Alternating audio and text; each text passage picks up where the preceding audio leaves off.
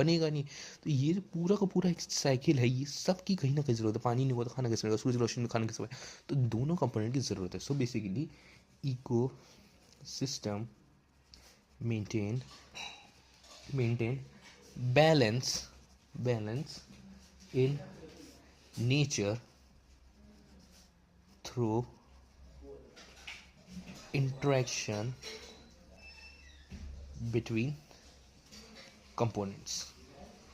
Ecosystem balance maintain करेगा, क्योंकि यहाँ पे एक भी, जैसे सूरज खत्म हुआ तो पानी, खाना नहीं बनाया, खाना नहीं मिला, गुड़ के समय गुड़ को नहीं मिला, लाइन के समय लाइन को मिलेगा, तो बाकी फिर वो डिकम्पोजर्स कैसे काम करेंगे। तो लाइन को नहीं मिला तो लाइन के बाद कोई, लाइन को नहीं मिलेगा तो लाइन फिर ऑब्वियसली आगे चल के मतलब एग्जिस्ट नहीं कर पाएगा ना, जिंदा इन पर तो वैसे मर जाएगा।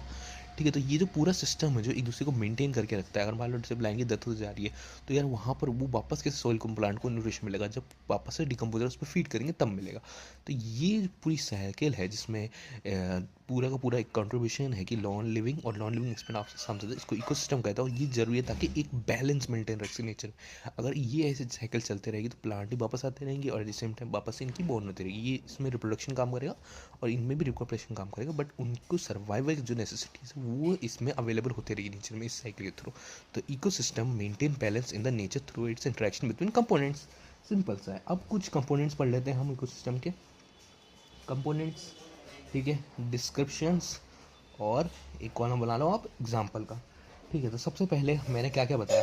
ये जो लिविंग कंपोनेंट है इसको हम कहते हैं ए बायो, नॉन लिविंग कंपोनेंट है इसको हम कहते हैं ए बायोटिक कंपोनेंट, और जो लिविंग कंपोनेंट उसको हम कहते हैं बायोटिक कंपोनेंट। ठीक है, comprises comprises all non living living component.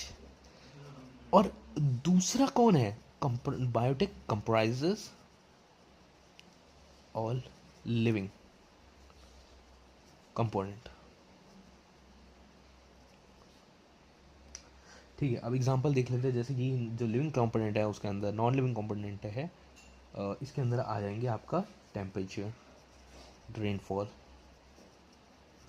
दूसरा सॉइल, विंड, मिनरल। विंड की बहुत ज़रूरी है भाई, क्योंकि फोटोसेंस आपको पता होगा ट्रांसपिरेशन होता है। ट्रांसपिरेशन मतलब जो हवा चलती रहती है प्लांट को एक लेवल होती है, व्हील होती है, कोल्ड करता है, उसके साथ साथ जो उसके स्टोमेटा है वो भी प्रेशर गेटिंग के कारण जो अंदर में जो उसके वाटर गार्ड है उसका ओपन होते हैं, उसके कारण वो बाहर वेपर दे सकता है। तो एक तरीके का वो भी एक तरीके से हेल्प करता है प्लांट को। एक तो पहले जो उसका प्लांट बाहर से ही कार्बन डाइऑक्साइड लेगा ना, तो भाई विंड तो चाहिए ना उसको, हवा तो चाहिए, मतलब विंड इन सेंस एयर, तो कंपोजिशन को चाहिए फोटोसिंथेसिस करने के लिए। At the same time cooling वगैरह में भी हेल्प करेगा लिविंग की, और उसके साथ साथ जो हम लोग वेपर निकालेगा ट्रांसपिरेशन में वो भी तो उसके अंदर